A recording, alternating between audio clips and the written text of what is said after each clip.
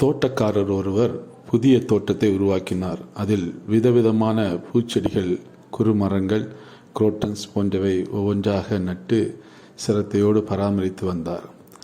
அவர் அமைத்த தோட்டம் சாலையோரம் அமைந்திருந்ததால் பலரும் அதன் அழகை வியந்து ரசித்து செல்வார். இது தோட்டத்தில் உள்ள அத்தனை செடிகளுக்கும் மிகவும் பெருமையாக இருந்தது. திடீரென்று ஒரு நாள் தோட்டக்காரர் தோட்டத்தை சுற்றி கம்பிவேலி ஒன்றை அமைக்க தொடங்கினார். அதை கண்டு ரோஜா செடிகளில் ஒன்று கலங்கியது. நம் சுதந்திரம் பறிபோகிறது.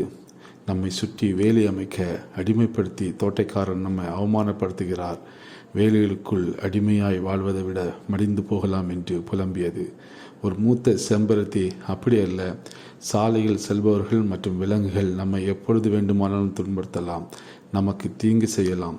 வேலி நம்மை பாதுகாக்கவே. உண்மையில் சொல்லப்போனால் வேலி இல்லாவிட்டால் தான் போவோர் வாரோர் எல்லாம் யார் வேண்டுமானாலும் கையாளும் அளவுக்கு நாம் அடிமைகளாக இருப்போம். வேலி நம் விடுதலைக்காகவே, நம் பாதுகாப்புக்காகவே என்று அறிவுரை கூர்ந்தது. ஆம், அதே போலதான் உன்னத வார்த்தை, உன்னதராகிய கிறிஸ்து என்னும் வேலுக்குள் இருப்பதே உண்மையான விடுதலையாகும் நமக்கு.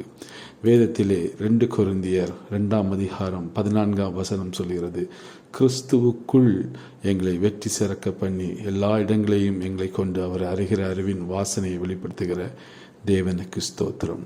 ஆம், கிறிஸ்துவுக்குள் வாழ்வது என்பது அடிமைத்தனம் அல்ல, அது பாதுகாப்பும் வெற்றி சிறந்த ஒரு வாழ்க்கைக்கு அடித்தளம்.